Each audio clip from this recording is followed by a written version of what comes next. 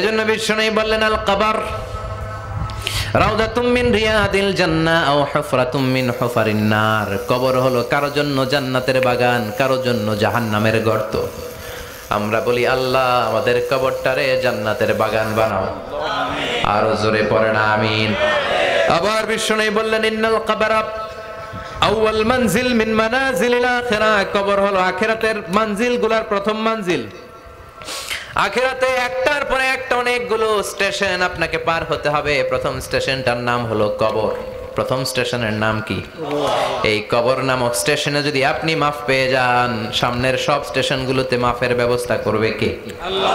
আর কবর নামক স্টেশনে যদি ধরা খেয়ে যান, আপনার মায়ের আছে না নাই? লাশটাকে যখন রাখা হয়, লাশটা চিনে কে আমারে রাখলো, কে আমাকে ধৌত করলো, কে আমারে কাফন পড়ালো। এজন্য কবরের আযাব থেকে বিশ্বনবী পানাহ চেয়েছেন। বিশ্বনবী বলেছেন আল্লাহুম্মা ইন্না নাউযু বিকা মিন আযাবিল কবর। ও আল্লাহ, কবরের আযাব থেকে তুমি আমাদেরকে বাঁচাও। পড়েন আমিন। কবরে মুমিনদেরকে 4টা প্রশ্ন করা হবে, কাফিরদেরকে 3টা প্রশ্ন। চিৎকার করে বলেন মুমিনের প্রশ্ন কয়টা? আর জোরে বলেন। প্রথম প্রশ্ন মার রব্বুক, তোর রবের নাম কি? আমরা কি বলবো? আল্লাহ আমারে রব, এই রবি আমার সব, দমে দমে তনু মনে তারি অনুভব। আল্লাহ আমারে রব, এই রবি আমার সব। পড়েন আমিন। দ্বিতীয় প্রশ্ন আমার দিন, উত্তর দিনের নাম কি, ধর্মের নাম কি? তৃতীয় প্রশ্ন আমান হাযার রাজুল, এই লোকটাকে কে? আমরা বলবো মুহাম্মদ সাল্লাল্লাহু। 3টা প্রশ্নের উত্তর যখন আপনি কবরে করে দিতে পারবেন, অতিরিক্ত একটা প্রশ্ন ওয়ামা ইলমুক, এই যে 3টা প্রশ্নের উত্তর পাল্লা, কেমন করে উত্তর জানলা? কোত্থেকে শিখেছো? নকল করে আনছো কাফনের কাপড়ে? পরীক্ষার হলে নকল আছে না নাই? হাতে নকল আছে না? পায়ে নকল, মোজার ভিতরে নকল আছে না নাই? মোবাইলে নকল আছে না নাই? নকল থেকে আল্লাহ তুমি বাঁচাও। আরো আস্তে কোন আমিন। কিভাবে জানলা? কেমন করে 3টা প্রশ্নের উত্তর শিখলা?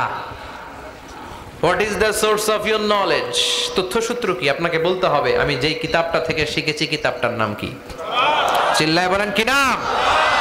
আসে আর চলে যায়। প্রতিদিন মাইকে অ্যানাউন্স শুনি অমুক এলাকার অমুক লোক নাই। দাদা গেল, বাবা গেল, বড় ভাই গেল, আত্মীয় স্বজন গেল, আমাকেও যেতে হবে, এই চিন্তা মাথায় নাই। চিল্লায় এখন ঠিক কিনা? এজন্য লাইফটা হলো one time, one chance. Second কোনো চান্স আপনাকে দেয়া হবে নাকি? কাফেররা বলবে ইয়া রাব্বি আরেকটা সুযোগ দেন। লাউ আন্না লানা কাররা ইয়ানি মাররা, আল্লাহ আরেকটা সুযোগ যদি পেতাম দুনিয়াতে ভালো করে আসতাম। আল্লাহ বলবেন ইন্নাহা কালিমাতুন কাইলুহা, এটা শুধু তাদের মুখের কথা, তাদেরকে আবার সুযোগ দিলেও তারা কিচ্ছু করবে না। চিল্লায় এখন ঠিক কিনা? এজন্য একটা চান্স আমরা পেয়েছি, এই দুনিয়ার ওয়ান চান্সে আমরা ভয় পাবো একজনকে। চিল্লায় বলেন তিনি কে? আল্লাহ। এজন্য যেতে আমাদেরকে হবে। এই মরণ থেকে পালানোর কোনো সুযোগ কেউ পালাতে পারে নাই। এই মরণ হলো আখিরাতের প্রবেশদ্বার। মরণ নামক পালকিতে চড়ে আমরা কবরের ভেতরে ঢুকি। মরণ হলো প্রথম পর্ব, কবর হলো দ্বিতীয় পর্ব। যেরকম ঠিক কিনা? এজন্য বিশ্বনবী বললেন আল কবর রাউদাতুম মিন রিয়াদিল জান্নাহ আও হুফরাতুম মিন হুফারিন নার। কবর হলো কারো জন্য জান্নাতের বাগান, কারো জন্য জাহান্নামের গর্ত। আমরা বলি আল্লাহ আমাদের কবরটারে জান্নাতের বাগান বানাও। আরো জোরে পড়েন আমিন। আবার বিশ্বনবী বললেন ইন্নাল কবরা আউয়াল মানজিল মিন মানাজিলিল আখিরাহ। কবর হলো আখিরাতের মঞ্জিলগুলোর প্রথম মঞ্জিল। আখিরাতে একটার পরে একটা অনেকগুলো স্টেশন আপনাকে পার হতে হবে। প্রথম স্টেশনটার নাম হলো কবর। প্রথম স্টেশনের নাম কি? এই কবর নামক স্টেশনে যদি আপনি মাফ পেয়ে যান, সামনের সব স্টেশনগুলোতে মাফের ব্যবস্থা করবে কে? আল্লাহ। আর কবর নামক স্টেশনে যদি ধরা খেয়ে যান, আপনার মায়ের আছে না নাই? লাশটাকে যখন রাখা হয়, লাশটা চিনে কে আমারে রাখলো, কে আমাকে ধৌত করলো, কে আমারে কাফন পড়ালো। এজন্য বিষ্ণুই বলেছেন মুমূর্ষের সামনে বসে বসে পড়ো লা ইলাহা ইল্লাল্লাহু মুহাম্মাদুর রাসূলুল্লাহ। লাকিনু মাউতাকুম লা ইলাহা ইল্লাল্লাহ। মুমূর্ষের সামনে দাঁড়িয়ে দাঁড়িয়ে পড়ো লা ইলাহা ইল্লাল্লাহ। এই লা ইলাহা হচ্ছে জীবিতদের জন্য কালিমা, আর আমরা মরার পরে এই জিকির করি, ঠিক কি না? আমাদের দেশের অনেক জায়গায় লাশ নিয়ে কবরে যাওয়ার সময় লা ইলাহা পড়ে না। না, এটা আগের জিকির, মরার আগের জিকির। মরার আগে আপনাকে অ্যানাউন্সমেন্ট দিতে হবে আল্লাহ ছাড়া কোনো ইলাহ নাই, বিশ্বনবী হচ্ছেন শেষ নবী এবং রাসূল। চিল্লায় বলেন ঠিক কিনা? লাশটাকে যখন রেখে দেয়া হয়, বিশ্বনবী যত মানুষকে কবরে রেখেছেন তারপরে দাঁড়িয়েছেন আর বলেছেন ইস্তাগফিরু লিআখিকুম, তোমার ভাইদের জন্য তোমরা দোয়া করো। ফাইন্নাহুল আনা ইউসআল, এখনই তাকে কবরে সওয়াল করা হবে। কবরে প্রশ্ন আছে না নাই? কথা বলেন। বিশ্বনবী খাদিজাতুল কুবরা, ওনার প্রথম স্ত্রী খাদিজাতুল কুবরা তাহেরাকে কবরের মধ্যে রেখে দিয়ে কাঁদতে শুরু করলেন, চোখের পানি ছেড়ে অনেক দোয়া করলেন। দোয়া শেষে সব সাহাবারা ঘরে ফিরে যায়, বিশ্বনবী যায় না। সাইয়েদনা আবু বকর বললেন, ও নবী চলেন ঘরে যাই। অনেক তো দোয়া করলেন, বিশ্বনবী বললেন, আবু বকর তুমি যাও, আমি যাব না। এইটা সাধারণ মহিলা না, এটা বিপদের দিনের সঙ্গিনী খাদিজা। মক্কায় যখন আমার কেউ ছিল না, খাদিজা আমারে ভুলে নাই। 3 বছর কাফিররা আমাকে জেলখানায় বন্দি রেখেছে, নাম শিয়াবে আবি তালেবের জেলখানা। আমার স্ত্রী ওই জেলখানার জীবনেও আমারে ছাড়ে নাই, আমার সাথে 3 বছর খাদিজাও জেল খেটেছে। এই একটাই মহিলা, যেই মহিলাকে আল্লাহ আরশের উপর থেকে সালাম দিয়েছে, মহিলাটার নাম খাদিজা। আল্লাহু আকবার। আমার সব সন্তান আল্লাহ খাদিজার পেট থেকে দিয়েছে। ফাতেমাতুজ জোহরা খাদিজার মেয়ে, জাইনাব খাদিজার মেয়ে, উম্মে কুলসুম খাদিজার মেয়ে, রুকাইয়া খাদিজার মেয়ে, আবুল কাসেম বিশ্বনবীর ছেলে খাদিজার ছেলে, আব্দুল্লাহ যাকে তাইয়্যিব এবং তাহের নামে আমরা চিনি, সেও খাদিজার ছেলে। সুবহানাল্লাহ। ও আবু বকর, আমার এই কলিজার টুকরা প্রিয়তমা খাদিজারে রেখে দিয়ে কেমনে বাসায় যায়? তুমি যাও, আমি দাঁড়িয়ে থাকবো। এখনই মুনকার নাকির এসে খাদিজারে প্রশ্ন করবে, আমি দেখব খাদিজা উত্তর দিতে পারে কিনা। আর প্রশ্নের উত্তর যদি ভুল করে ফেলে, কবরের উপর থেকে আমি নিজে প্রশ্নের উত্তর দিয়ে দেব। সাইয়েদনা জিবরাইল বললেন, নবী আপনারা দাঁড়িয়ে থাকার দরকার নাই, আবু বকরের সাথে করে চলে যান। আল্লাহ জানিয়ে দিয়েছে খাদিজার কবরের প্রশ্নে যদি কোনো সমস্যা হয়, আরশের উপর থেকে খাদিজার প্রশ্নের জবাব আল্লাহ নিজে দিয়ে দিবে। এজন্য কবরের আযাব থেকে বিশ্বনবী পানাহ চেয়েছেন। বিশ্বনবী বলেছেন, আল্লাহুম্মা ইন্না নাউযু বিকা মিন আযাবিল কবর। ও আল্লাহ, কবরের আযাব থেকে তুমি আমাদেরকে বাঁচাও। পড়েন আমিন। কবরে মুমিনদেরকে 4টা প্রশ্ন করা হবে, কাফিরদেরকে 3টা প্রশ্ন। চিৎকার করে বলেন, মুমিনের প্রশ্ন কয়টা? আর জোরে বলেন। প্রথম প্রশ্ন, মার রব্বুক, তোর রবের নাম কি? আমরা কি বলবো? আল্লাহ আমারে রব, এই রবি আমার সব, দমে দমে তনু মনে তারি অনুভব। আল্লাহ আমারে রব, এই রবি আমার সব। পড়েন আমিন। দ্বিতীয় প্রশ্ন, আমার দিন, উত্তর দিনের নাম কি? ধর্মের নাম কি? তৃতীয় প্রশ্ন, আমান হাযার রাজুল, এই লোকটাকে কে? আমরা বলবো মুহাম্মদ সাল্লাল্লাহু।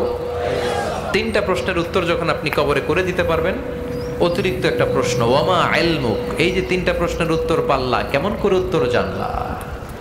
কোত্থেকে শিখেছ? নকল করে আনছো কাফনের কাপড়ে? পরীক্ষার হলে নকল আছে না নাই? হাতে নকল আছে না? পায়ে নকল, মুজার ভিতরে নকল আছে না নাই? মোবাইলে নকল আছে না নাই? নকল থেকে আল্লাহ তুমি বাঁচাও। আরো আসতে কোন আমি। কিভাবে জানলা? কেমন করে 3টা প্রশ্নের উত্তর শিখলা? What is the source of your knowledge? তথ্যসূত্র কি? আপনাকে বলতে হবে আমি যেই কিতাবটা থেকে শিখেছি, কিতাবটার নাম কি? চিল্লায় বলেন কি নাম? এই কিতাবটা হলো কোরআন। আপনাকে বলতে হবে কোরআন থেকে আমি শিখেছি, বিশ্বনবীর হাদিস থেকে আমি শিখেছি। 4টা প্রশ্নের উত্তর যখন পারবেন, ফেরেশতারা বলবে আহলান সাহলান, খুশ আমদেদ, কংগ্রাচুলেশন, বাহ বাহ, তুমি তো চমৎকার পেরেছো। ফায়ুফসাহু লাহু কবরুহু ৭০ যিরাআন, মুমিন বান্দার কবরটা ৭০ হাত লম্বা করে দেয়া হবে। ইফতাহু লাহু বাবুন ইলাল জান্নাত, জান্নাতের দিকে তার কবর থেকে একটা দরজা বানিয়ে দেয়া হবে। জান্নাতের সুঘ্রাণ ঠান্ডা বাতাস এসে তার কবরের ভিতরে ঢুকতে শুরু করবে। ইউলবাসু লিবাস মিন আহলিল জান্নাত, জান্নাতীদের পোশাক তার গায়ের মধ্যে পরিয়ে দেয়া হবে। আল্লাহু আকবার। আর বলা হবে নাম কানাউমিল আরুস, বাসর রাতে বর যেমনি কনেকে নিয়ে ঘুমিয়ে যায়, তুমিও একটা ঘুম দাও। আলহামদুলিল্লাহ পড়ে। মুমিন বান্দা আনন্দের একটা ঘুম দিবে। ইসরাফিলের সিংগার আওয়াজ ছাড়া পৃথিবীর কোনো কিছুই তার এই ঘুম ভাঙতে পারবে না। আল্লাহ আমরাও যেন সেদিন কবর একটা মজার ঘুম দিতে পারি, তুমি তৌফিক দাও। জোরে পড়েন আমিন। আল্লাহু আকবার, আল্লাহু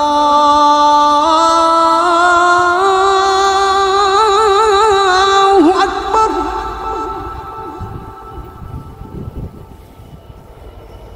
আল্লাহু আকবার, আল্লাহু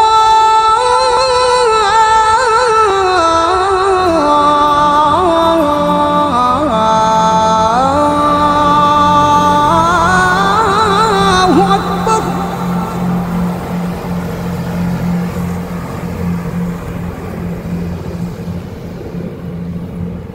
أشهد أن لا إله إلا الله.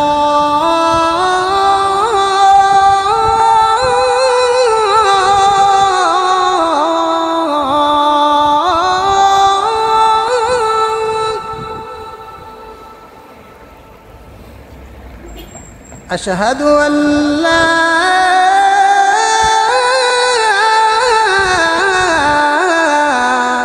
إله إلا الله.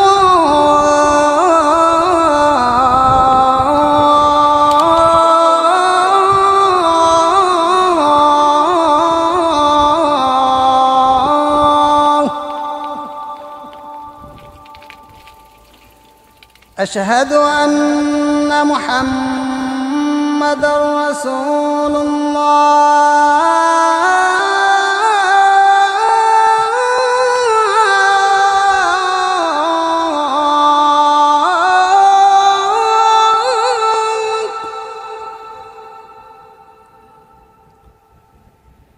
أشهد أن محمد